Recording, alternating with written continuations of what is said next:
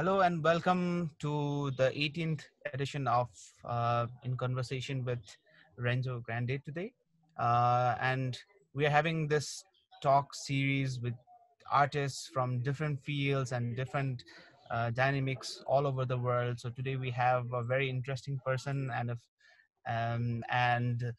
a photographer, a very good photographer, as well as we know him as the founder of 24 Hour Project. Yeah, we knew each other from there. So yeah, it was back. It's already been like 3-4 years since we last met. But yeah, he has also worked in Nepal, and some amazing works he has got to share and about his experiences. So yeah, over to you. Would you start off introducing yourself first? Yeah, of course. First, thanks for having me. Always glad to talk and share all the things that I've been learning on the past years. I am originally from Peru. I lived in New York for many winters. I think I've been here for 18 years, 20 years almost. Mhm. But yeah, so I started doing photography 10 years ago. I think it's almost 12 years ago. But yeah, thanks for having me. So yeah, to begin with, would you like to talk about 24-hour project? How did it start? What was the idea behind it to begin with? Would you like to share something about it? Yes. So the idea was first to try to have a different picture of the world, right? We all, as local photographers, all of us, we share our own point of view of how we see our city and how we share the stories of our own city. So the idea of the 24-hour project is for multiple participants, multiple photographers, to Mhm. come together in one single day, and we can actually see the multiple stories from multiple cities, and we can compare how love is represented in Nepal compared to how love is represented in Paris, how elders, old people are represented in Russia compared to Mexico, and so on. So it's a one live day event where anyone can participate, and we can tell stories from around the world. So it started in 2012, 13, Yeah, 2012. The first time was 2012, and we were only, I believe we were only, 65. um, yeah, 45 photographers only, So or 65 photographers only. I got it from the website of 24-hour project. It says Yes, there uh, you go. 65 photographers, 24 So cities, 20 yeah, countries. yeah, so it was a small group back then, and then think of it as well that this is 2012, so we did not have that much technology as we are used to now, right? Mhm. Cameras didn't have the Wi-Fi connectivity. Everything was done on, most of it was done on cell phones with an iPhone. I think it was iPhone 4, iPhone 3. So you can imagine the light at night was pretty hard to play with. Yeah. Yeah, so the idea was back then to have one single day and have multiple participants from around the world join and take photos of their cities. And they had to share one photo per hour during 24 hours, right? So the first year we were 65. Next year we were, I think, 300, then 900, and it kept on going up. So yeah, the last time it was held in 2019, you had almost 5,000 photographers from 826 cities all over the world, and like 100 countries participated in. That's huge numbers. It's amazing. To me, what we do is we try to do this for everyone to have fun, to learn through the process, right? Because most of the time we take photos for, let's say on the weekend, we take photos for 3 hours, 4 hours, or we go for photo walks here and there. But we do not go for a long period of time, right? And there are many things that we struggle with while we do that. But then this opportunity for all of us to meet new people, come together, and do it for 24 hours is a huge, big challenge. So yeah, I have also I have also participated in and been a part of 24-hour project like a couple of times. So to share that experience when I started for the first time in 2014, I didn't have a proper cell phone camera, so I took my DSLRs and a laptop so that I transferred the files onto laptop and then again to the phone and uploaded it. So much of the technology had changed right now, so you can just use the Wi-Fi on your camera, or the cell phone cameras are pretty good these days for even for nighttime shooting. So yeah, but still I can see the numbers rising and so much of enthusiasm. It's like a worldwide festival happening, so we're very excited for So 24 hours. when, so whenever you participated, what was the hardest part, the most difficult part when you participated in the 24 hour in Nepal? The most difficult part here in Nepal was the nightlife, because you've been to Nepal, right? Because there is not much Yes. happening after like 11 or 12, let's say, in the evening. Till 11 or 12, Tamil or the major tourist places would open, but after that, everything shuts down. There's no like nightlife, or no, not a big nightlife kind of city. So therefore we went to like hospitals, like Yeah, that works. That's great. hospital canteens and like places where there would be people like so we would always plan it out. So yeah, anyways, it was fun. So when was it scheduled to happen in 2003, Um, this sorry, year? Static. Yeah, So this year, the initial idea was to do it on the 30th of May, May. and we had planned this back on January, so before the whole pandemic. Mhm. Actually, December last year, we were planning this out, and the idea is to help out um, children that live in Islam areas in north of India. We were already discussing with an NGO, right? Because for the 24, we always do an overall. Um, we want to try to help out pretty much. The idea is to try to help out as much as we can. But with this pandemic, then we had to postpone, right? I mean, Yeah, family and health is always first. yeah, and And but right now we're thinking to move it by end of maybe September, October. But it's still we gotta decide. We gotta take a look and see how the situation is it's mm, going on. And again, the project is a world event. So it's not that we can only say, oh, things are better now in China, right? So China can participate. But if things are not better in India or Nepal, then we will not want to encourage photographers to go out on the streets and tell stories from their own point of view. So we're trying to read the situation and see if perhaps September, October might happen. yeah, hopefully, fingers crossed. I know, I know. So yeah, for the participants who have joined us on Zoom or Facebook Live, if you have any questions, or if you want to comment on anything, you can just for the participants on Zoom, you can use the chat window on Zoom to fire your questions to us. And for the people on Facebook, you can leave comments there. So we'll take the questions as much as possible towards the end of the session, or even midway if the questions are relevant to what we're talking about.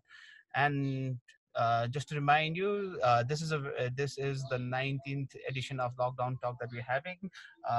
This is by Sattya Media Arts Collective. Today we have Renzo Grande, all the way from New York, and he's gonna share his experiences about 24-hour project, photography in general, and so many things. Uh, and also his association with Nepal. Yeah.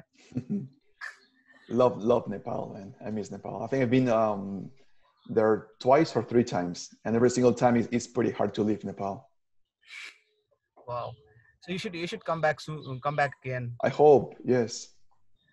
Yeah, about 24-hour project. So it has this tagline: documenting humanity to create a difference. Uh, so can you do you want to elaborate about that? Like how can photographers or photography contribute to social causes? Where do you see the importance of photography in that case? Yes. So, I mean, the idea is to motivate people to actually want to make a difference in somebody else, right? This is a project that it's not a selfish project. It's not for us to become famous. It's pretty much for us to bring awareness on the multiple situations and multiple stories and things that are going on around the world. And through the project, on the past 5 years, we've always been creating partnerships with different NGOs. First one was in India, human trafficking survivors. There was another NGO for refugee camps in Greece, and so on. So the idea is always to bring people together and understand that through photography we can make a difference. And the formula, people ask me like, but how do you participate and help out? So the formula is that every single time that we participate, telling human stories around the world, we are sharing and we're mentioning the cost of the year. So before all the starts, I work with the actual NGO, and they do get a lot of attention. They do increase their donations. They do get more positive inputs and volunteering as well. So there are many things going on that people can help out with. So there is also an NGO that in Nepal that 24-hour project is associated with, right? She Has Hope. Am I right? Yes, so she has hope in Nepal. They work with human trafficking survivors. And let me share some photos. Let me see if I can share. How do I?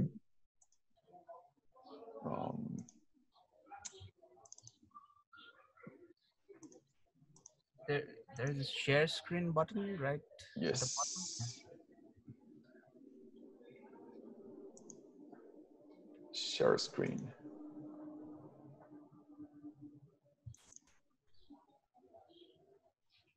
And let me know if I'm doing it correctly so you can see as well. Yeah, yeah, we can see. So in Nepal, She Has Hope is an NGO that helps rescues girls, women that they've been exposed to human trafficking survivors, human trafficking. So these are the survivors. They do have a house where they're hosted.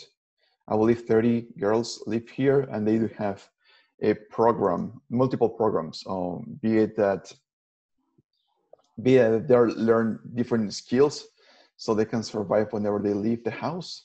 But it's also part of a rehabilitation house. So the time that I went there, I gave them cameras, and they were able to go out on the streets and document the stories around their cities.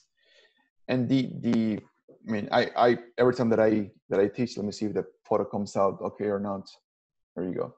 So every time that I teach, I also learn a lot as well. And in this case, what I learned was that how important it was for them to hold the camera. It gave them a status, right? As photographers, we are used to having a camera, and sometimes we want to hide it from the audience so they don't see us, or we don't want to interrupt the moment because we have a big black box in our hands, right? We want to connect with them. But in this case, I learned from them that to them it was a tool for the audience to see their cameras. They felt important, right? Imagine the things that they've gone through as being rescued from human trafficking. So having the actual camera itself, it helped them communicate.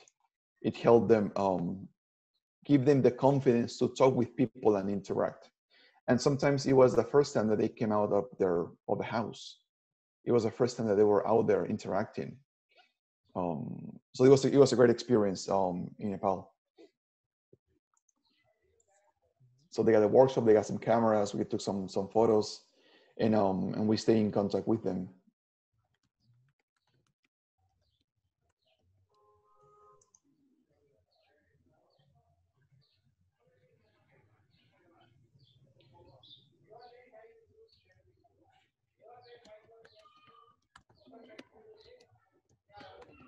Yeah, so this is Nepal.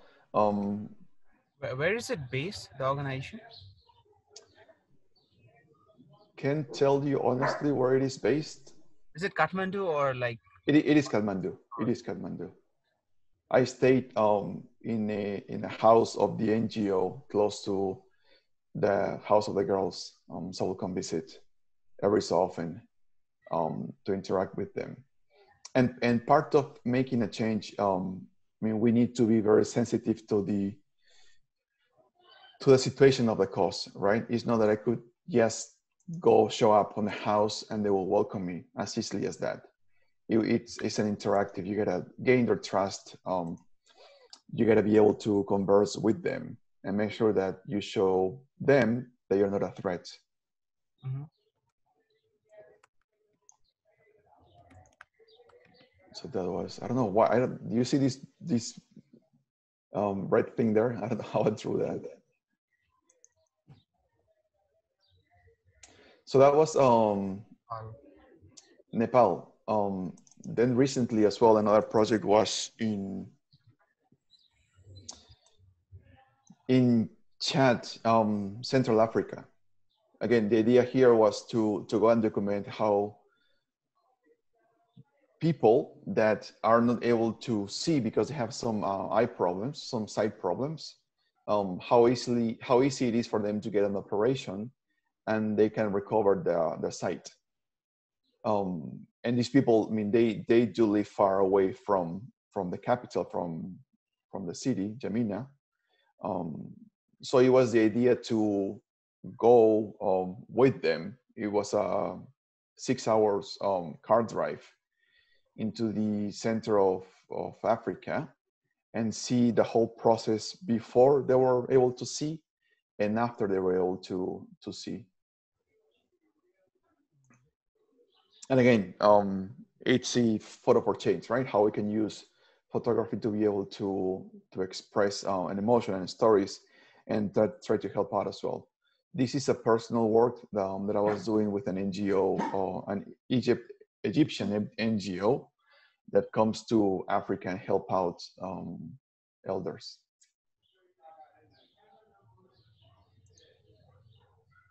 Let me know if you have any questions. I mean, I can keep on talking and talking for hours, but I want to make sure that it is engaging and I'll ask questions.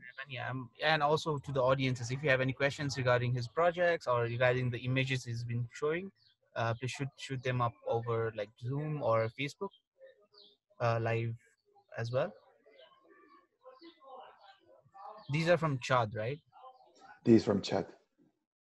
So people will come to the actual clinic, this 6 hours away from Jamina, the capital.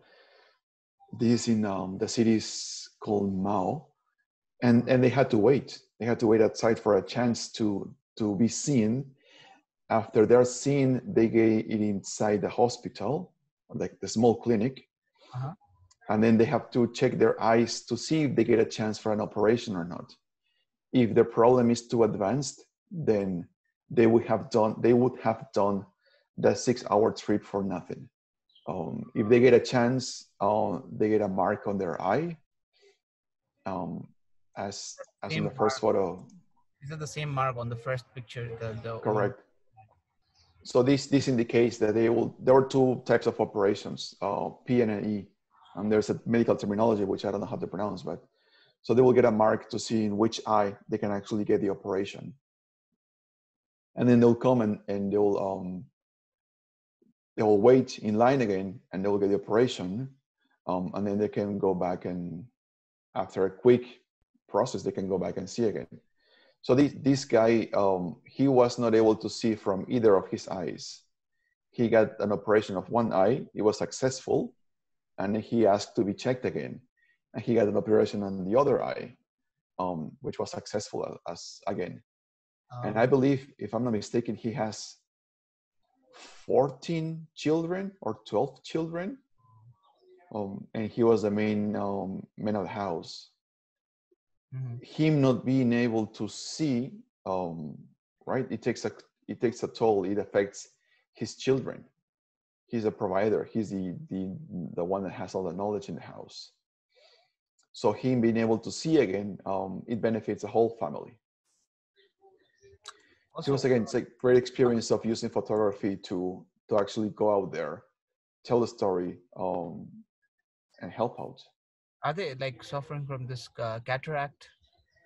Yes, it is. It is mainly cataract, and the operation it takes 20 minutes, and the cost it's only $15. Oh, So these people do not have the means to do the operation. These people do not have the means even to go to the capital. They do live far away, and it's so easy to help them out, right? But not having the knowledge or the means to do. So working with this NGO, they are the ones that bring the doctors to the city. They are the ones that talk with the government, all the things to get organized correctly, and they're the ones that I talk with, and I went to Mao chat with them. And the idea again is to be able to immerse yourself onto the story itself, right? Get respect from your peers. I did not know anyone there, right? I did not speak the language either. Um, like every single time that you go to a new location, you try to prepare. I tried to prepare a little bit, but then as soon as I landed, then I found out that some of the patients were coming from other remote locations, and they do have other dialects. So it was not only one single language that I needed to understand, but there were multiple. So it does help to have a translator or someone local that can guide you around. But besides the language itself, it's the body language, right? We want to be able to communicate with them and not show yourself as a threat. And that's done in many ways. Some people may think, oh, you don't have to move aggressively or things, but it's not only that. It's also the clothes that you wear. It's also the things that you drink or do, right? You got to respect them. These people, and in other situation, in any situation, they are not likely to see a foreigner in their city, in their town, and if so, they only have experience with one or two. So we cannot come and start going wild or being too loud or too aggressive, right? We have to, in a way, a recommendation that I always give is you have to stay on the back scene, observe the whole situation, see how things unfold, and know based on your own personality, know how you can relate with its specific individuals to start a small conversation, and then you build things up, right? I cannot, like this photo that you're seeing right now, it's a woman in her own house after the operation. She's able to see now from this one eye, but she's not able to see from the other eye. So I needed to get myself a welcome in her house and to feel like I'm part of the family as well. And I'm a tall big guy, and these ladies she was tiny, so I could not just try to walk and show my presence of I am the new owner, like a big boss, right? I cannot do that. I need to stay behind and so on. So there are multiple tips when we try to use photography for change. It's not only taking the photos, right? It's not only knowing how to frame a photo, but it takes much more. It's the body language. It's how you plan things ahead. And once you are there, it's trying to get a sense of the situation, which is difficult every single time, and it's different every single time. Yeah. Also, would you like to explain the technicalities of it? Like how does like participating in 24-hour project, or how does 24-hour project helps these projects or these communities? Like there is an organization that it helps every year, like as a part of 24-hour project. How does it work? How does it help the NGOs? Yeah, yeah, of course. So every single time that we participate in the project, we bring awareness to one specific cause, right? And then we partner with NGOs. Last year, we partnered with 4 NGOs on the stories on women. NGO from Iran, Mexico, Peru, and India. Mhm. And this photo you're seeing right now is when we partner with a refugee camp. And again, as being part of the 24, we all bring awareness to the cause by mentioning the cause every single time that we share a photo, right? So we register. Everything is free for participants. We register on the website. Our team stays in contact with you. We give you the guidelines of things that you should be able to do or not do during the project. And then you go out there and take photos of your city, right? You have to share 1 photo per hour. And every single time that you share a photo, we ask you to mention the cause and the NGO. Mm-hmm. With the hashtag. The hashtag and the tag and so on. So this brings attention to the actual NGO and the cause. And what I do is I actually travel and go to the NGO.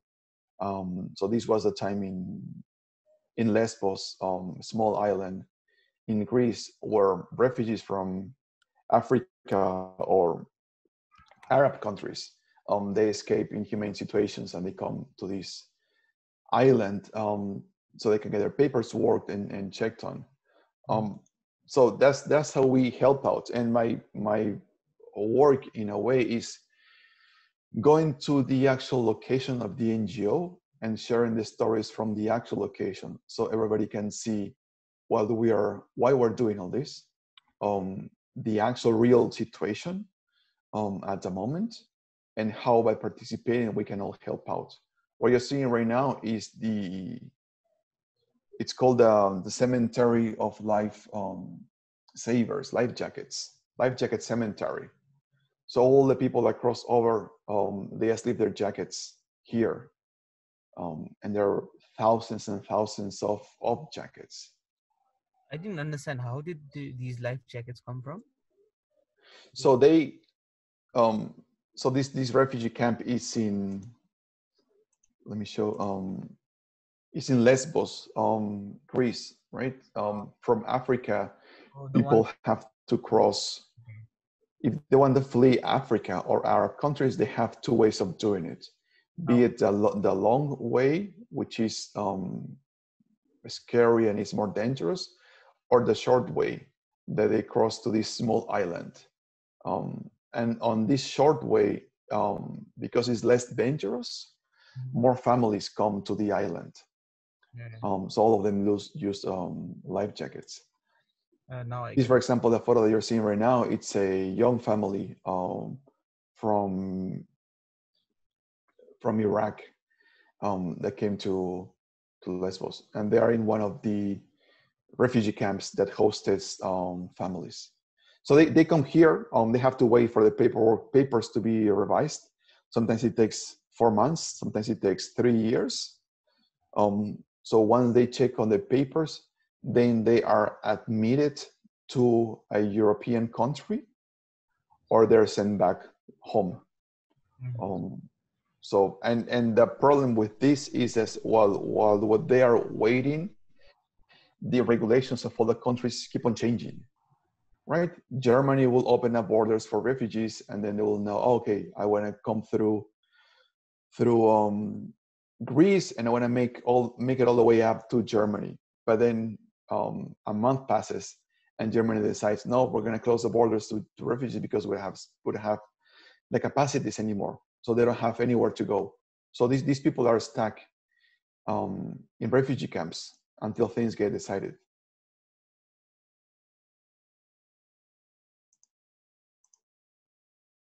And this photo here I'm showing you because it has special recollection. These are part of workers of the NGO, photojournalists as well, and a refugee. What we're doing here, we're waiting for a boat to come in at night, right? We're sitting at the shores of the ocean, and this is a light that never it's put out. This is for the boats to actually see it, and once someone sees the boat, then everybody comes out and helps them out. Because mostly in this island, we get refugees with kids, whole families. So it's a more dangerous situation. But yeah, so the idea of that is to be able to share how we can use photography and help out.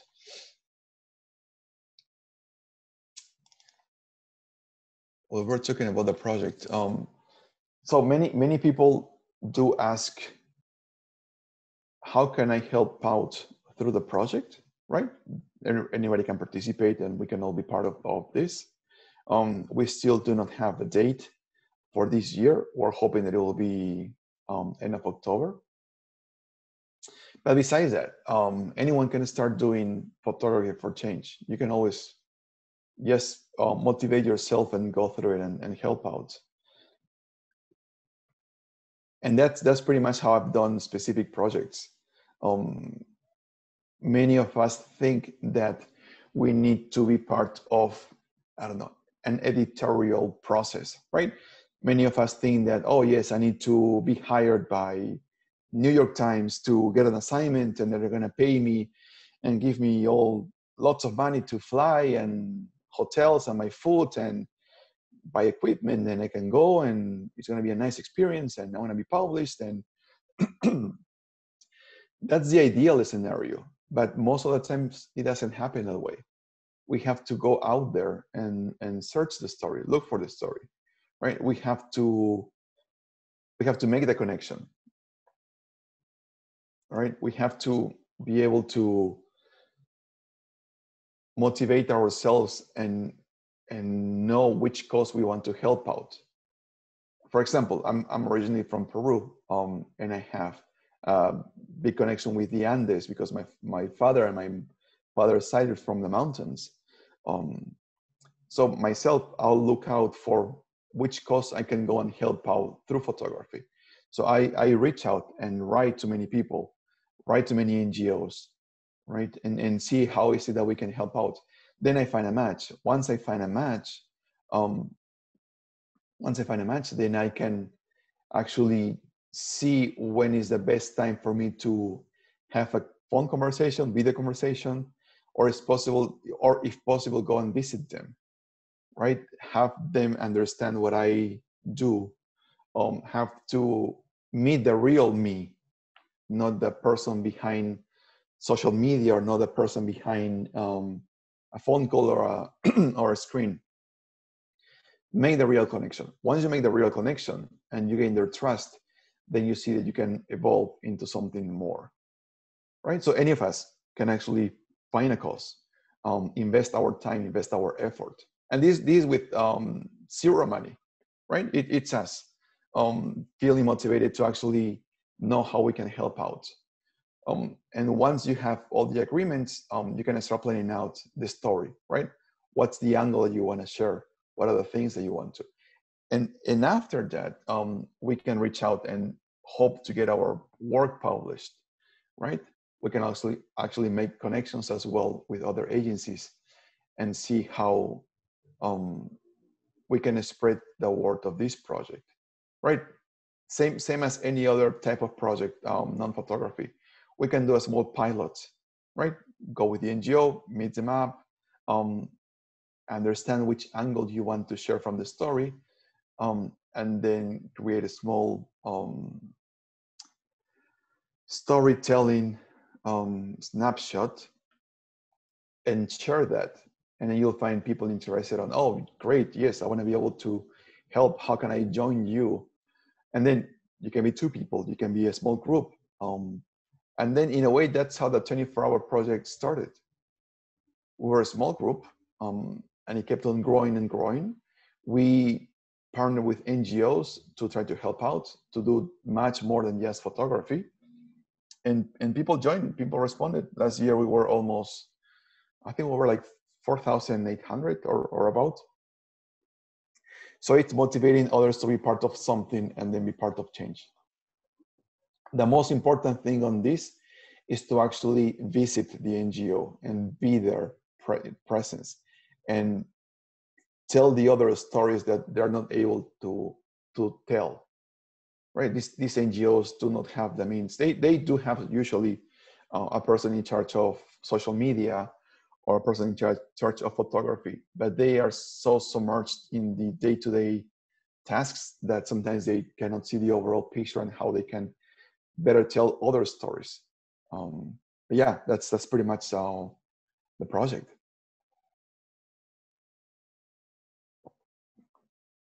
I cannot hear you. I think you're muted. There was a vehicle passing by, so I muted myself. Yeah.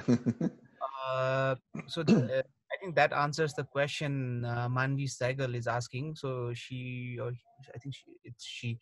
Hi, I wanted to know like how it works on the background level, that we showcasing the lives and story through photography helps the community in extending help to NGOs. How the mechanism works basically. So I think you've already answered that question. Um, also. Uh, then the next thing I would like to know, or I guess the audiences would like to know, is what happens to the photos that the audiences all over the participants all over the world have taken during the 24-hour project, because it's only a 24-hour thing, because one day kind of thing, right, the event. So what happens to the photos taken during those period? Yeah, so it's one single let me share my screen again. It's one single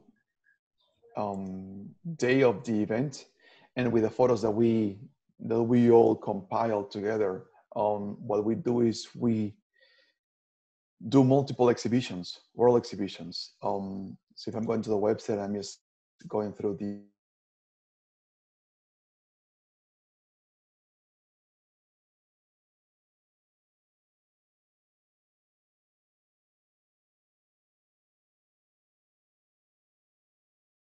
where we share the stories from multiple points of view. Last year we had exhibitions in Mexico, New York, and Iran as well, multiple cities.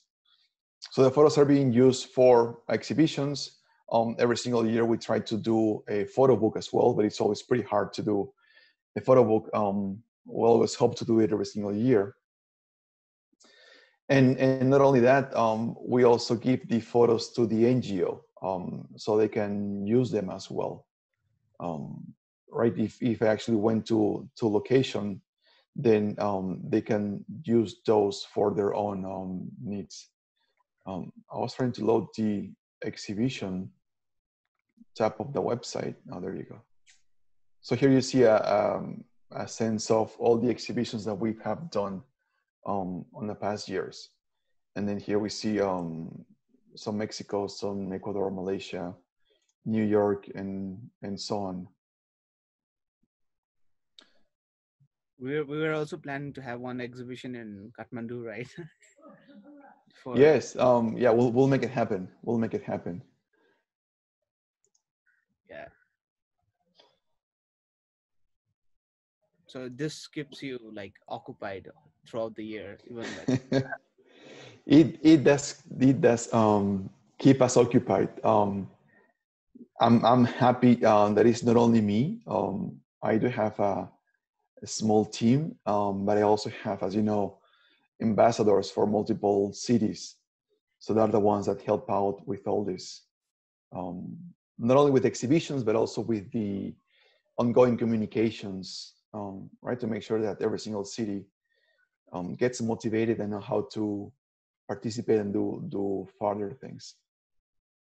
Yeah, it's a full-time thing, but it's fun. I mean, you know, as soon as we're working about photography, and then if we know that we can make a change, then it is fun, keeps us motivated. Also, like, do you yourself curate the photos that go into the social media from the 24-hour project, or into the book or website, or is there a team that does that, the curation part? So the curation, we do have a team, and then we have multiple people that help out as well. So for the live event, the live feed on the actual day of the event, we usually have a team of 10 people or 12 people. So imagine during the whole 24-hour day, we're getting photos from every single corner of the world. And it's actually more than 24 hours because it starts in New Zealand time, right? And it starts, right? New Zealand, Australia, and then Asia starts waking up, right? We have then Japan, Singapore, then we have India, they have Nepal, then we have Europe waking up, and so on. So it's from when New Zealand starts until Hawaii ends up, right? So it's more than 24 hours. So we have a team of 10 or 12 curators during that day that help out the feat. But in every single exhibition, then we also have some other curators, right? For an exhibition in Mexico, in Iran, in Peru, in New York, then we have others to help out as well. Also, do you ever go out and shoot during 24 hours project as well, or do you do you even get time for that? I actually, every single time I shoot it, every single time I'm out there. I've seen the every time before the 24-hour project begins, your equipments, and you laid out, post a photo, and you're getting ready and stuff like that. So I always wondered personally that, how do you get time to do that while I know it's pretty tough. It's pretty tough. What I would say is it's knowing that everybody wants to be part of it motivates me, right? If it were to me only myself, right? If it tells me, oh, Renzo, tomorrow, Saturday, tomorrow, Sunday, go out by yourself and take photos for 24 hours. I don't think I'll do it. It's too much. But if they tell me, oh, Renzo, tomorrow is going to be 4,000 people around the world that is doing this, and you can be part of them, and you can communicate with them, and you can show, you have the opportunity to tell your own point of view of your city, right? Mm-hmm. That motivates me. Yeah. And true, I mean, before the actual day of the event, I'm exhausted. I mean, the whole planning and coordination, I'm tired. But then seeing the motivation of others doing it, then that's it. It's like, oh yeah, I have to go. I have to go out there. Yeah. Yeah, for those who don't know about 24-hour project, or how it works, we've also like put in the links to the website as well as your personal website on the chat window too. So also like the Instagram handles of both yours and 24-hour project. So go have a look. And also for those for those new people, so can you tell them the process, how to get registered, and how does it, where do their photos get showcased, or like how does it work in general? Yes, of course. So the 24-hour project is a way to document humanity in one single day and make a difference with special causes and NGOs. Mm-hmm. This started in 2012. It is always free for participants. The idea is to motivate anyone from any location. Anyone can participate with any cameras. We were talking earlier that back on when this started on 2012, many of us were using iPhones 3 or iPhone 4s, and many people still now use smartphones. So you do not need any professional camera or big lens. Anyone can participate. The registrations open up on the website.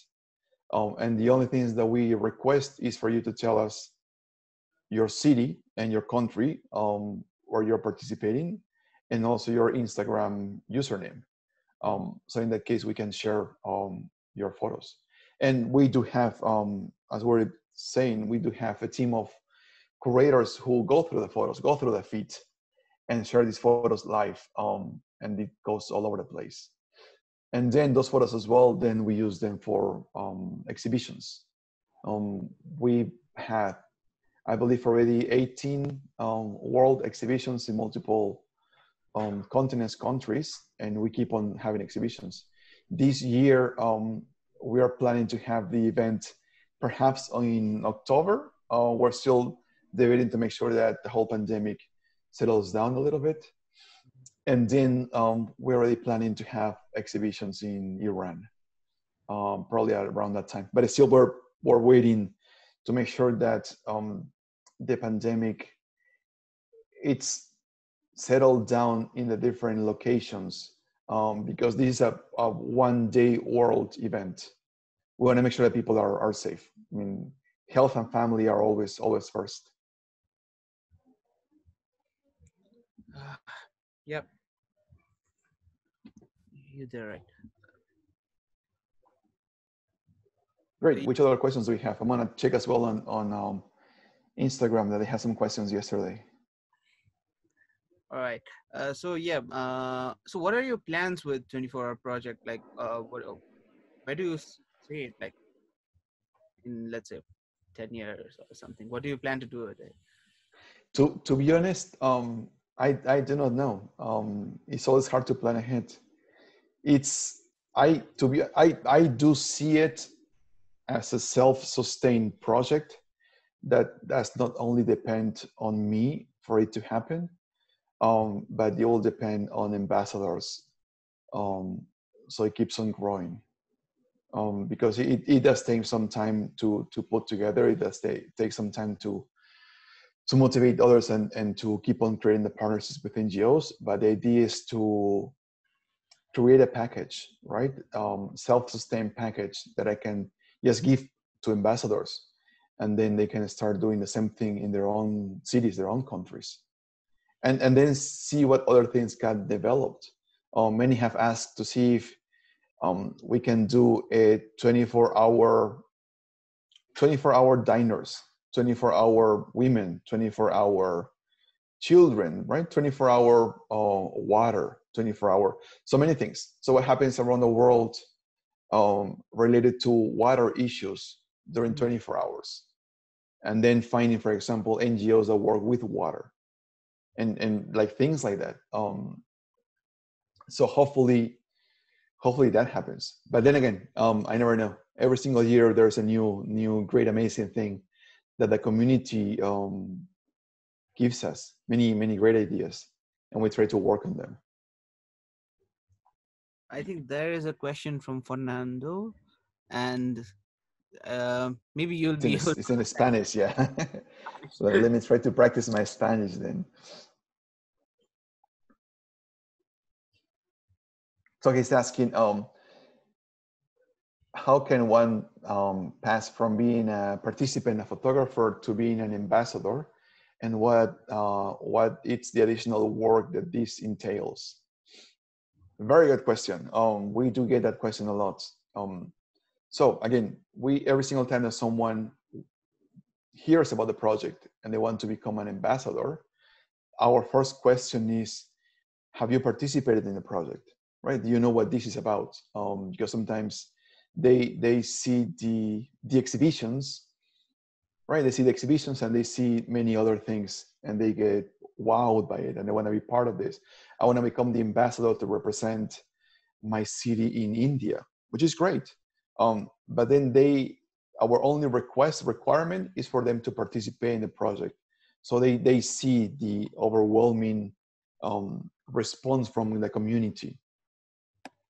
So once they have participated in the project, they can apply. We always open applications for ambassadors, which is, again, everything is free. You sign up in a form and we revise the applications. And what we're looking for is someone that is engaged with the city itself, right? With your own country. We want to make sure that that person that we select to represent the project in this city in India actually gets engaged with photographers in that city. And the part of the question is what other work it entails.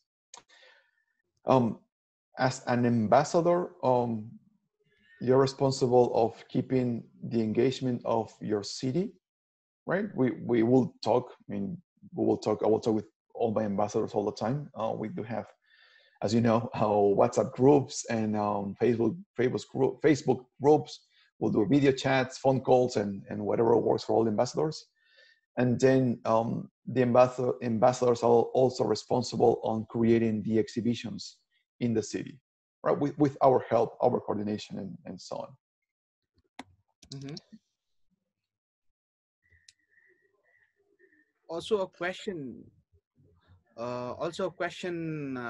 that I usually get, like I am an ambassador for like Kathmandu, Nepal. So also a question that I usually get is that, do you have to shoot for the entire 24 hours? Yeah, good question. So the idea is we're giving the opportunity to everyone to tell the story of their own city. And many come to us saying, oh, I would like to participate, but I can only do it for 8 hours or 10 hours. And it's fine. We do accept all participants. But then it had happened that once they're doing the project and they see how the whole world is doing it at the same time, and everybody else's friends is doing it, and you see the feed, not only in Instagram but Facebook, Twitter, Flickr, Tumblr, how all the photos are being shared all over the place. Many people continue, right? You've seen that they started at 8 hours, and then I've done it with friends in here in New York, and I'll turn around and ask them. They say, "Oh, I thought you were leaving like 2 hours ago." It's, no, I couldn't leave. I don't want to leave because this is great. They say, "Oh, yeah, so you're leaving soon?" Yeah, I'm going home. I come back and turn around in 3 more hours, and they're still there. So it is not mandatory for do it for 24 hours, but it's the opportunity that you have to share your story. Yeah. Also, it's kind of a for me, like when I started out, it's also kind of a personal milestone, right? You want to push it to your limit. Right? Yes, and what it helps a lot, as you know, it it lets you go through the process of creating something from start to finish, right? You have the equipment, you're out there already, so you're seeing, you're observing, you're framing, you're making the decision what to shoot. Then you go through the process of, okay, I think I have my photo. Then you have to select, you have to edit, you have to format, right? You have to share, you have to add captions, you have to, and then you're finished with one photo. And repeating that process multiple times helps you out, right? Mm-hmm. So the following event or any next time that you have to go out there and on an assignment, or anytime that you have to go out there and you just want to shoot, you're creating stories quick. You see yourself, oh yeah, now I'm seeing better. Now I can select better. Now I'm not doubting myself.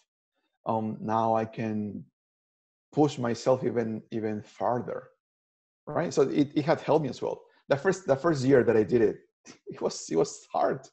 It was horrible. I remember like we did not want to start at night because it starts from midnight to midnight, right? It's documenting your whole Saturday, right? Early Saturday, early at 1 a.m. and then you finish at 11:59 p.m. on the same Saturday. So I remember the first day that we were waiting for the sun to come up. We needed a light, right? We were hoping the sunrise at 6 a.m. It's like, and then it was a joy to see the sun and do all this. But it teaches you a lot. It teaches you a lot to deal with all different types of natural lights, right? The light at 12 at midday, light at 4 p.m., light at 7 p.m., and so on. It also helps you see your city with different eyes. Because if we take photos in our own town, our own city, we usually go to the same places. We go to the same places because, right, I like that place, and then I know that I can get good photos here. But we do not force ourselves to go to the difficult situations, difficult locations. Maybe because we are scared to go by ourselves, or maybe because we don't feel that it will be good enough. right? But through the project, we're doing this with photos. We're doing this with people, with our friends, and then we go as a group to this night market at 3 a.m. and see what you can actually find. And you discover new things. You discover, is like, oh, I didn't know that in my town they sold fish at 4 a.m., 5 a.m., right? So it's a great opportunity to explore not only our city, to explore ourselves as photographers and to connect with others. Yeah. Yeah, agree to that. Like we've also, I get that we have a few participants from previous years currently in Zoom, and like we go together like just to make it easier and like just to trying to stay sane. And they would agree that we know things about our city that we never noticed, like there the tea shop that opened that stayed open throughout the night, something like that. Yeah, I totally agree with what you're saying. I can relate actually. Yeah, and many friends, what they have done as well, they have traveled to a new city or a new country to do the 24-hour project in a new location, Wow. which is great. I mean, I've had multiple emails, people asking, oh, I've never been to, what was it? I've never been to Rome, Italy, and now this will be my first time, and I want to go during the project. Are there any people there? It's like, yeah, actually, there is an ambassador. There are going to be a group of photographers meeting there. So imagine being able to walk in a new city with locals for 24 hours uh, and hear the stories from them, right? So it was great. I have a friend as well who came to New York for the first time from Mexico, and I walked and showed him the whole city for 24 hours. So it's not only that, and also by doing this for a long period of time, you create a bond with a person, right? Because you're talking, you're sharing your be it that you're happy or you're angry or you're frustrated or you're sad, you share with this person. So it creates a bond that stays there. true. Also, like any particular memories that like that comes to your mind, like interesting memories being shooting out on the streets during the 24-hour project, or anything as a founder, like any memories that you would like to share, interesting. Yeah, they're multiple. So the I mean, I always like to be out on the street. Um, Sometimes people don't think that I'm out there participating or that I'm a photographer as well. They just think that I'm organizing it only. But then the problem of me being out there is that I'm going through all the emotions, right? Exhausted, tired, happy, shooting, editing, sharing, taking a coffee, sitting down, taking a break. And then it's hard for me to see what's happening around the world during this day. So the team of curators, the ones that are staying in their own houses, that we usually have 10 or 12 curators, they're the ones that are telling me stories. It's like, oh, do you hear what happened just now in Mexico? It's like, no. And they tell me things. Do you hear what happened now in Africa? It's like, no, no. So many of these things are amazing to know. Like, for example, in South Africa, a father knew about the project and saw how there were stories from all over the world live during this one day. He unplugged the TV, the family TV in his house, and he plugged in the project on his TV for the children to see. So it was for the children to come and see how the photos were coming live from multiple cities, multiple towns. So it was great to see that somebody in a family, the whole family members seeing all our photos and seeing a different point of view that you will not see in normal news medias. Of course, yeah. Yeah, And things. that Yeah. too real time. Yes. Yes. Other great stories is when we went to refugee camp in Greece. I gave cameras to them because I did not want to go to their houses, to their camps. So I gave them cameras and they were taking photos inside their houses. So hearing that and seeing the photos as well, it's a great motivator to keep on doing all this. So we have a question. The question is, have you or your participants faced any issues while doing 24-hour project, legal or otherwise, that you were made aware of? So we try to, I mean, that our first line of communication is always the participant, but we also have the ambassadors. We want to make sure that there are no regulations, restrictions per city, and they are very different. I believe that in Dubai, you cannot take photos of faces, right? And there are some locations where you cannot take photos of children, and so on. So what we do is we provide samples or ideas of how to take photos of people with no faces, right? Be it silhouettes, shadows, or so on, reflections, and so on. I remember a problem that a participant had. I believe he got robbed. Wow. But he was in again, I mean, well, we always tell them, right, try to do it with a group, don't work by yourself. But I think his biggest concern was that he lost the photos. Wow. Right, that was it. He had already shared many of them, social media, but then he wrote back saying, "Oh, in the middle of the project, I lost my camera." He said, "Oh, are you okay?" Yes, I'm fine. Are you sure? I mean, no, I'm okay. But someone just I did not notice, and then someone just took my camera, and they took all my photos. He said, "Oh, I mean, don't worry. I mean, first is to make sure that you're fine, right? We don't want to be the cause of any personal health issues for anyone."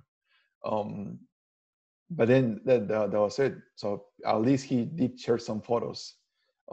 He lost. And then what we do is every single year we hear all these stories and we add new tips, right? One of the tips that we gave because of this is, and I do it as well. Yep. I take more than one memory card with me. So every specific time, every 4 hours, I change memory cards. Right. So I take photos and then, right, when I'm sitting down and looking at my photos, I take my memory card out, put it in a safe location, and then put a new memory card. Because if they take my camera, it's like, okay, lost my camera. But if I lose the photos, I mean, that's painful. Also, the fact that it's all over the world, and like every place, every city, the situation is different, right? Like that's one of the things that we should consider. Like when I was going out shooting with my friend back in, I think, 2014, I know it was before the earthquake here. So we got interrogated by the police on the way, like, why are you shooting on the street like at 3 a.m.? So what is your motive and stuff like that. Yeah, those encounters are like pretty common, and also like that's why we try to give out the small I cards. Those are not I cards. Yes. Yeah, at least if you show them, like they would, it makes a proper document that can be shown to the authorities or like police officers. And also not to shoot in very like restrictive places, right? Don't shoot around Yeah, true. camps Yeah. or Yeah, and like you said, I mean, every single year we hear these stories and we learn from it, and we adjust for the next year. So it's an evolving project. Because we heard that, then we created, as you know, the ID cards, right? So we give special ID cards to all participants that they can put at their necks, or business cards, participant card, like official photographer for the 24-hour project, with a description of the project itself. It helps participants lose the shyness. Sometimes they're shy, they don't want to talk with someone. They can just come and show them, right? I'm being part of this project that is going on right now. But it also helps, like you said, officials, to show them that you're right. You're in a way an assignment. You're not trying to cause any trouble. also. Yeah, so we have an interesting question here. So 24 hours project is universally known name or brand, but Renzo Grande is lesser known than 24-hour project? Is it by design, or is there any hidden thing behind it? um, it's done on purpose, because I don't want. I mean, I want people to participate because they want to be part of the project, right? I want people to participate because they want to help out the NGO. They want to help out. They want to use photography to help out the refugees. They want to use photography to help out human trafficking survivors. They want to use photography to help out women and or children for this year and so on. I don't want them to be part of the project because of me, right? I'm just the organizer. I'm just another photographer, pretty much.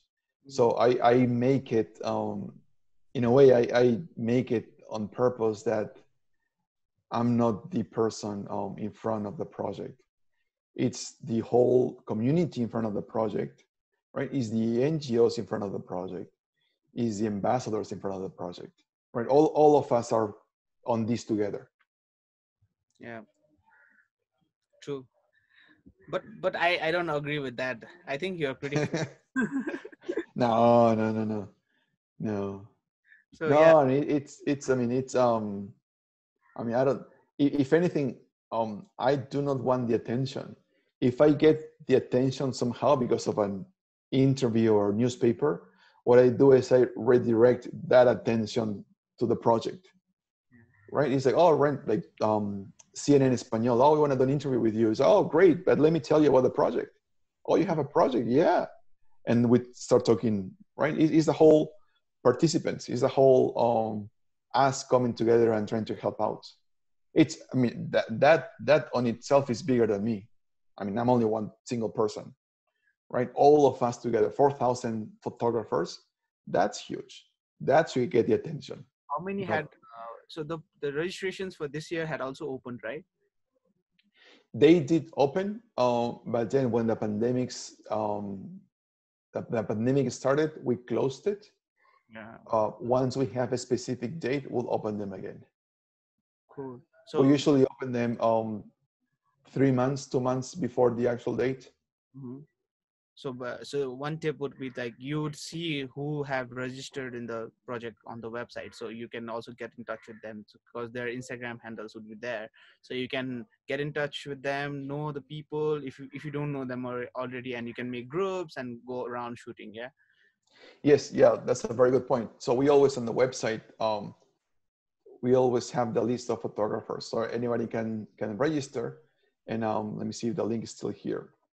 Yeah, and then yeah, that's the idea.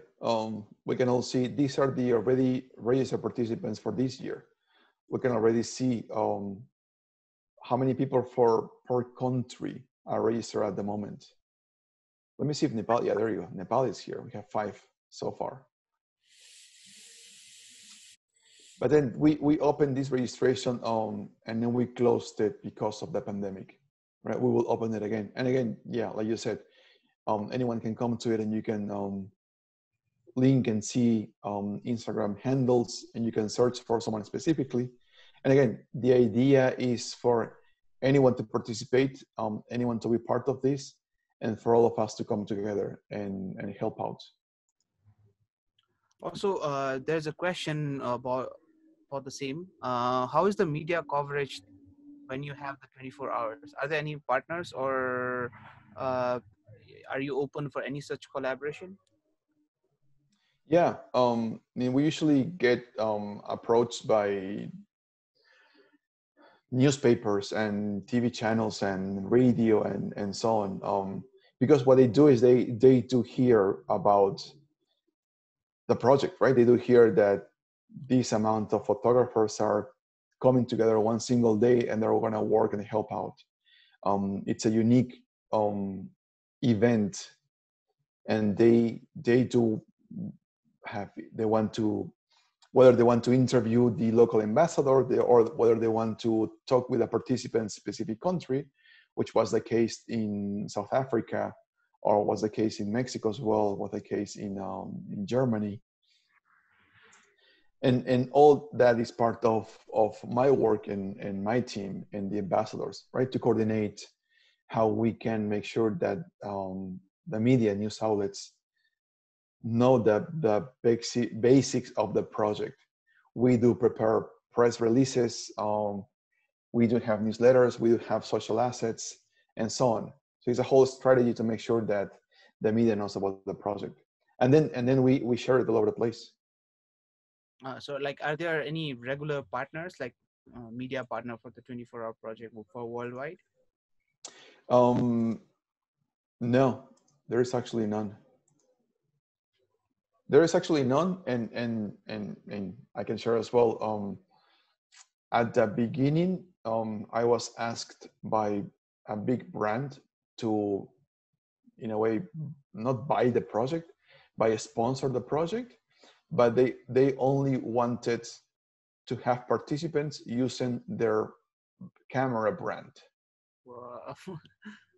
right? And it was a good opportunity money wise, but I did not want to do that.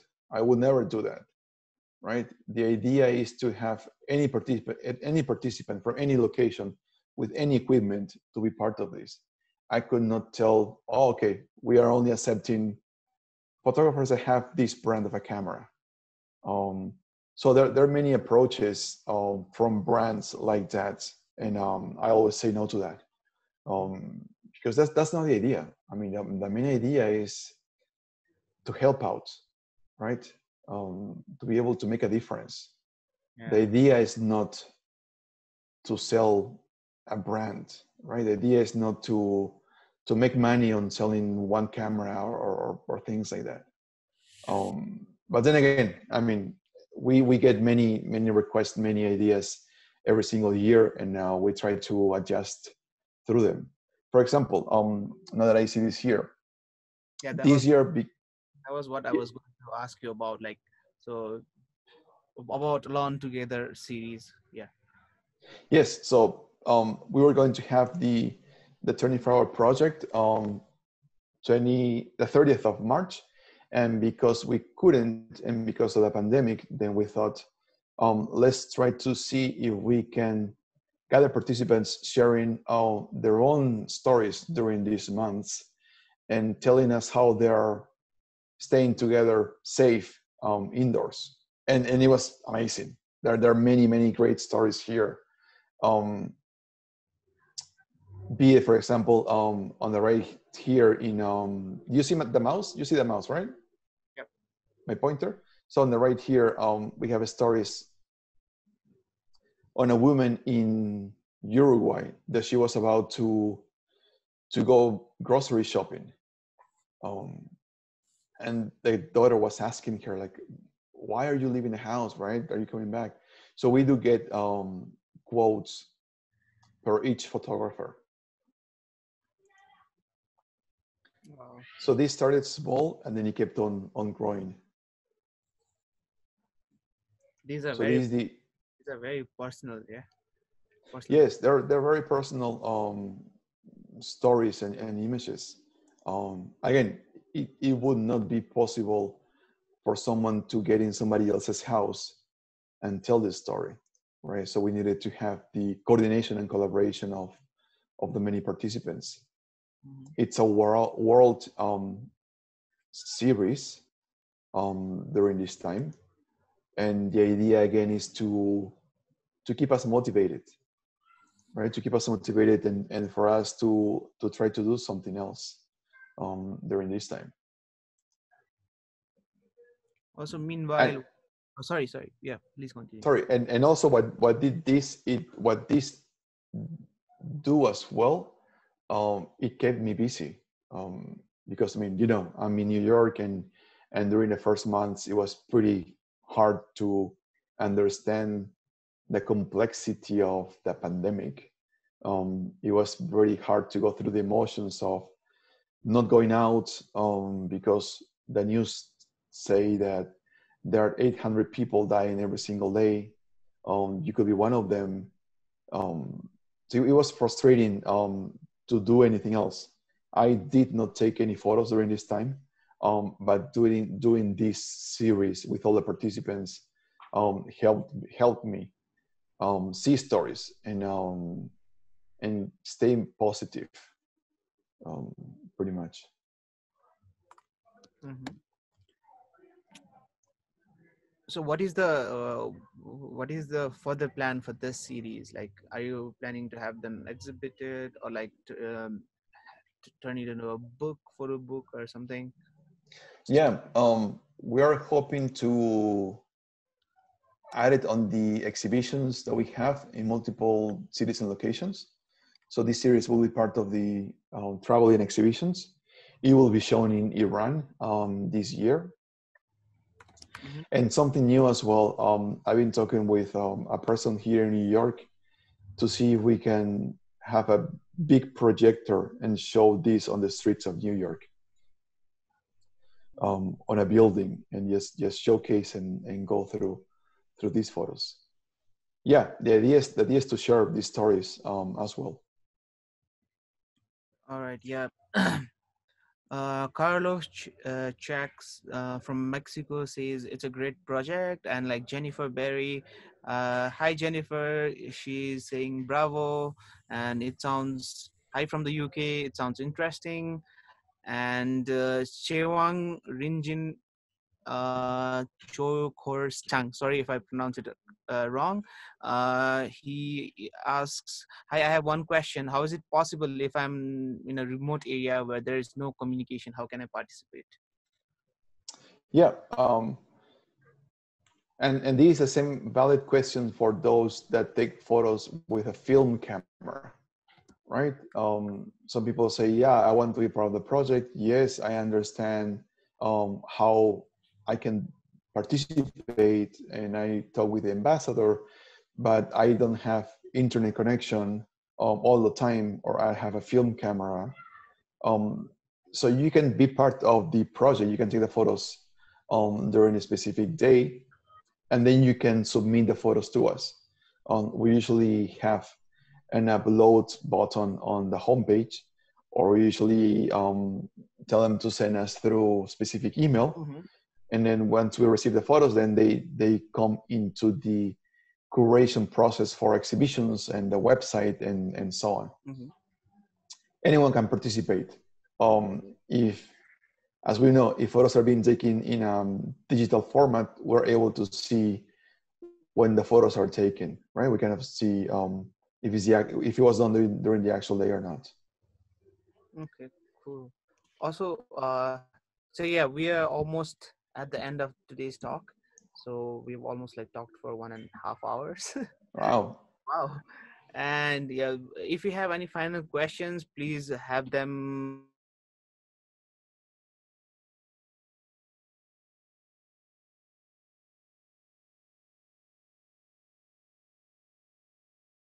uploaded via story instead of as a post on Instagram. Yes, we do. And it's great. I mean, it's a bigger challenge, right? Imagine us trying to create a whole story in Instagram every single hour or multiple stories. But yes, it has been the case. Like a quick sample is someone, and yeah, that's a great sample. So someone wanted to be part of the project, and he said, "Oh, last minute, I was invited to go to a wedding in Morocco, and I don't think I can do the project." And our answer was, "No, I mean, I would like to see how a wedding is in Morocco. Please tell us, share us." "Oh, can I?" He's like, "Yeah, great." So what he did is he started to create small stories during the wedding, right? Specific time, what was happening before people were getting into the wedding, how they were getting ready together, the kids playing, the grandmas. So he was not only sharing one photo, but he was sharing the storyline that happened during that hour in Instagram. And it was great. I think he means the Instagram story feature, the dark Oh, that too. what we do in a story, if it's done through a story feature in Instagram, we'll probably repost. But then I don't think we'll be able to use those photos, for example, for a gallery or anything Yeah. else, for an exhibition. Yeah, So I think I was talking more about an album. Yeah, Instagram album. that's Yeah. also interesting there to have an entire uh, story of an event, or like some kind of a photo story kind of thing. Yeah. Also, like Suraj Dai is asking, is there going to be a video version of 24 hours, or like for the current 24-hour project, can we upload videos too? It'll There's be more into it will be like 20. great. So one of my dreams as well, and you were asking earlier, where do I see the project going in the next years?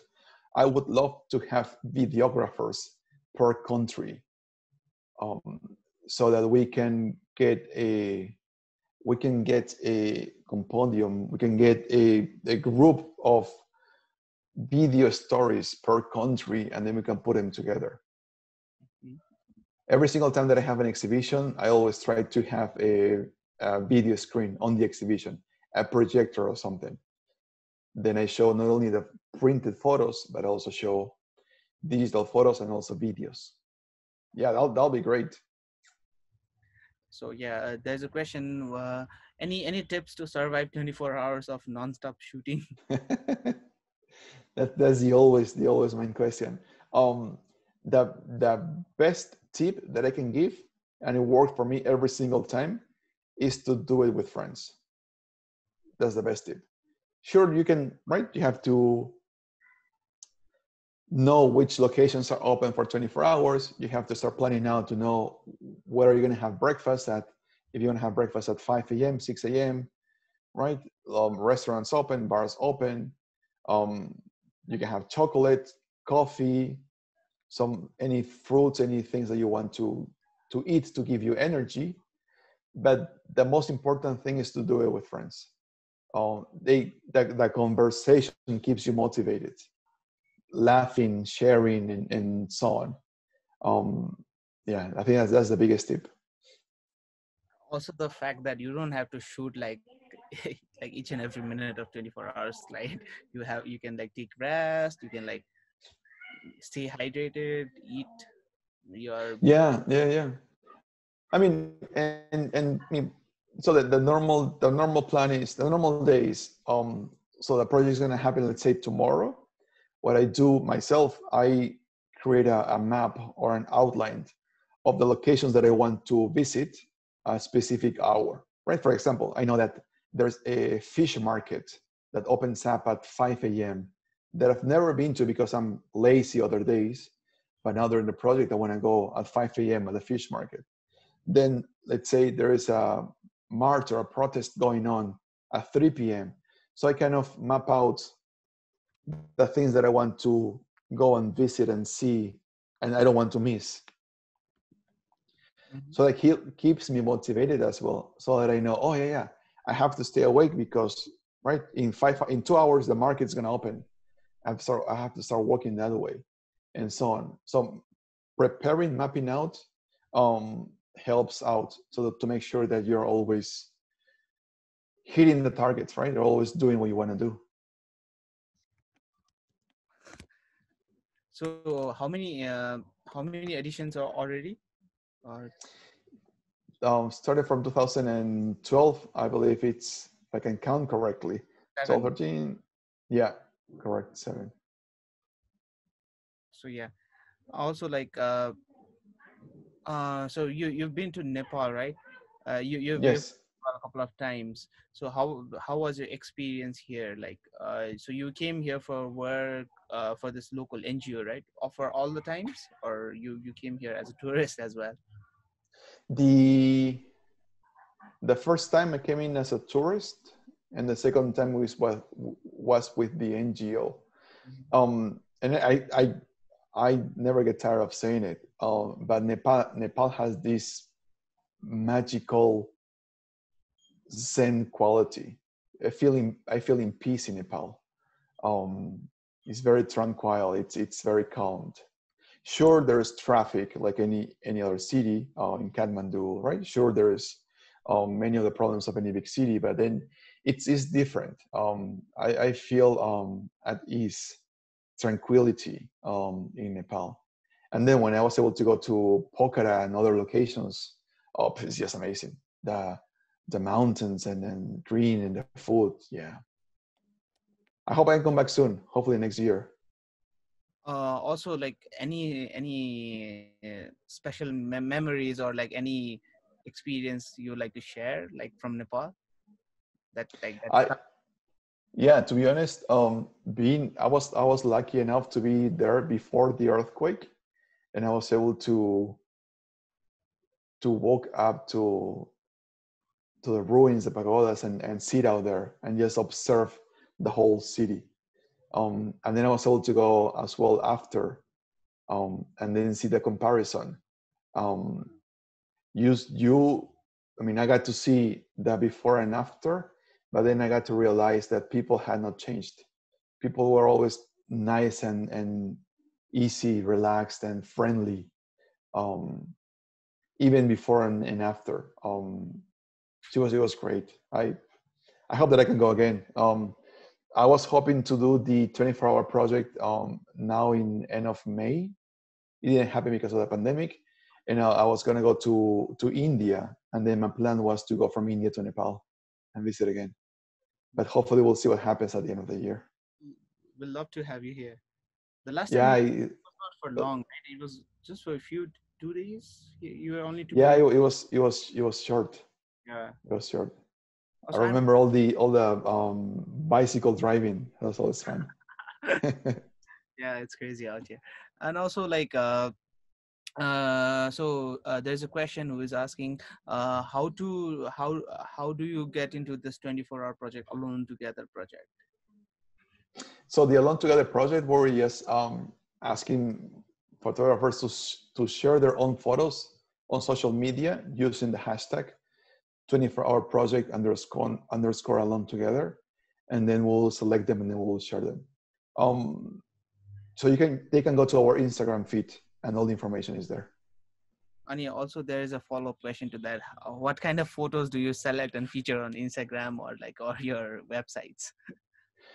So usually it's based on the theme. So right now we're doing the Alone Together, right? And explains the description of the project explains it on the website and on the Instagram. The idea is for you to tell us how you are coping with during these pandemic times. Um, Tell your stories, and you can go and see samples of the photos there on the Instagram feed. And during the project as well, they're selected just based on stories, pretty much. We're not, we're not, I mean, none of us are professional photographers. We all keep on learning. Anyone can participate. So you just have to tell your story, and that's it. We're not looking for perfect, sharp quality images, right? If there's a story in the photo, then that's it. Yeah, there's a question from Prajwal. You might as well remember him. Yes, of course. What food drinks do you carry during the 24 hours? I have never been able to complete the whole thing. I'm already drained out by 7 in the morning. Once I fell asleep on a bench in the vegetable market. And I remember the vegetable market. It's a nice, colorful market. Oh, what kind of things do I carry? Food or drink? I love chocolate, so chocolate always. Um, Drinks, I carry water, but I drink only when I'm thirsty, not all the time. Yes, from time to time, because then you have to look for a restroom, and sometimes if it's 4 a.m. in the morning, there's nothing open. So always, I mean, to me, I do chocolate candy to get that sugar rush, um, and that's it. And just be careful not to explore new foods during that time because you don't know how your body is going to react. I've done it in multiple occasions. I've done it on the early years in New York when it was cold. I remember that it was snowing at midnight. And then the following time, I was able to do it in Australia. And I was thinking, oh, great, Australia's going to be nice and sunny, no more snow, no more cold. But then in Australia, it was too hot. So it was pretty hard to do it in Australia. I was drinking water all the time, and I was running to a restroom every single hour. Um, so that's why we try to select month that is not extreme weather-wise to any regional location, any country. Again, anyone can participate, but we want to make sure that, right, it's not snowing in in Iceland, that it's not too hot in India. We want to make sure that it's not too cold in Mexico. We want to make sure that Singapore is not too humid, and so on. So we've always found that March, April had worked, May had worked all the time. But then we'll see this year. If we do it in October, then we'll see the weather, what it's like in multiple locations. And participants tell us, so, oh, please do have it in December because it's better for us here in Paris, or have it in February because it's summer in Peru, or have it, right? So we have to take all the considerations, and then that's when we decide the date. And not only the weather, but we'll also have to see world events to know, not do it during Ramadan, for example, right? Not do it during a Catholic holiday, and so on, to make sure that everyone can participate. Yeah, that makes sense. Yeah, a lot of logistical planning to do. Yeah, but we've learned. I mean, we've been doing this since 2012, so we keep on adjusting. Like you said, when someone tells us, "Oh yeah, the police stopped me and they were asking me," and we thought, "Oh yeah, IDs. Next year we have to do IDs." Oh yeah, this happened to us. Oh, someone stole my camera. I said, okay, we need to give tips to change your memory card every specific hours. So we keep on hearing and evolving and adjusting. Yeah. Also, like one time, Prajwal and me, the guy who asked the question, we were in. Yes. We're traveling for some assignment, and we were in the Tarai, the southern belt of the country, and so we thought we should continue that time also. We took a few pictures, but like it was very difficult. It's very rural area, so there's nothing to take photos of at night. Like it's like pitch dark, so that's a challenge in itself. If you're not in cities, it's very difficult to find photos, subjects to photograph like at night, right? It is difficult. It's a challenge. That's what it is. I mean, the idea is for us to document humanity.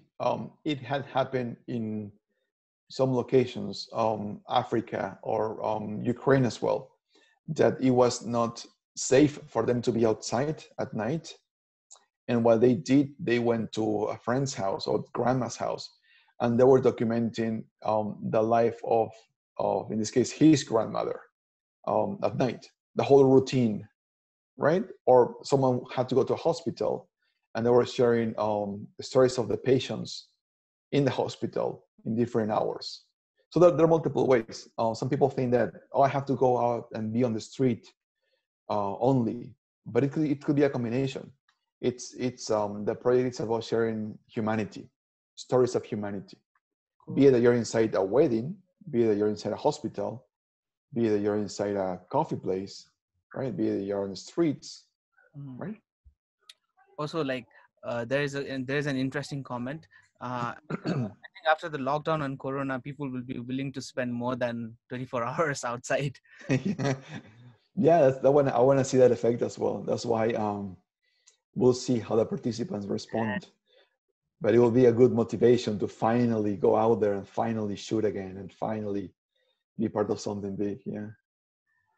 So yeah, also Ellen Taylor, I think she posted this on Facebook. I hope by October I'll have finally persuaded a friend or two to do this with me. So what we do is, like we mentioned before, we do put the Instagram handles for the participants in our website by city and country, right? And this, so for example, if someone sends us an email saying, "Oh, I live in this remote area in Romania, and I don't have any other friends that are photographers," and then we tell them, "Oh, go to the website. There's already people from Romania, and they can connect and they can do it together." That's a good idea too. And Jennifer Berry from England, she is saying that's going to make things very difficult with restrictions on social distancing. In the UK, we are not even allowed to mix with friends, let alone family. Nothing is open on the streets. I think that's more of a comment. That's the reality. No, but yeah, it's a good point. I mean, right now things are different in every single country at the moment. That's why it cannot be done right now. But yeah, things will change. Yeah. Also, like, there's a question. Uh, where did the idea of 24-hour project came from, and why? I think you've like answered it. Like you've No, covered. yeah, yeah, but I can share again. So the initial idea was only to compare New York and Los Angeles. That was the initial idea, right? I was talking with a friend in Los Angeles and me living in New York. We wanted to see how these cities are different every single hour. And before we started, then I talked with some other friends to see if they wanted to join.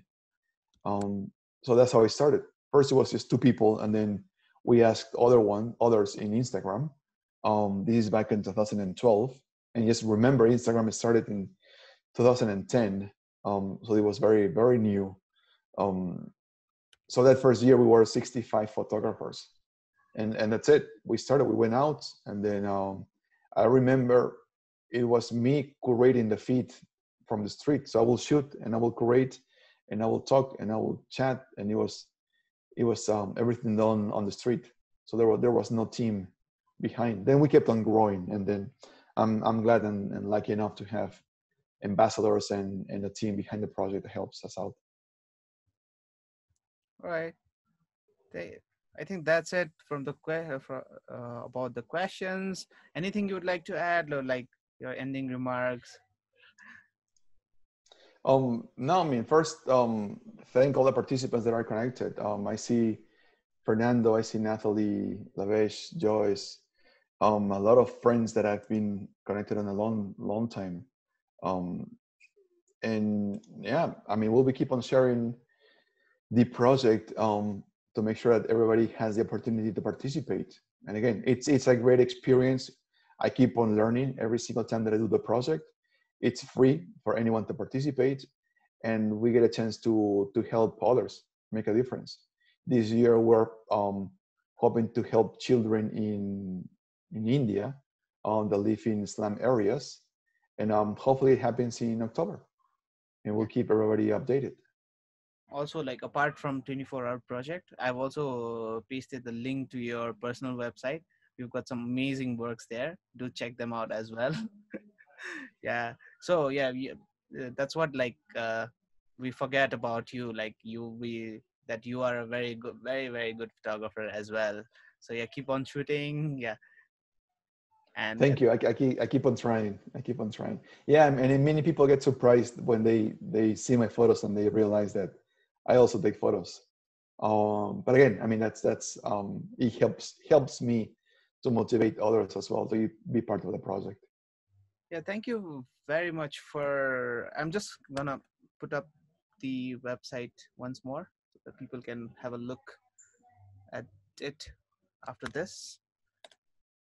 Uh, Thank you very much for accepting our invitation to be in this talk and sharing your experiences and like your journey with 24-hour project and your journey as a photographer.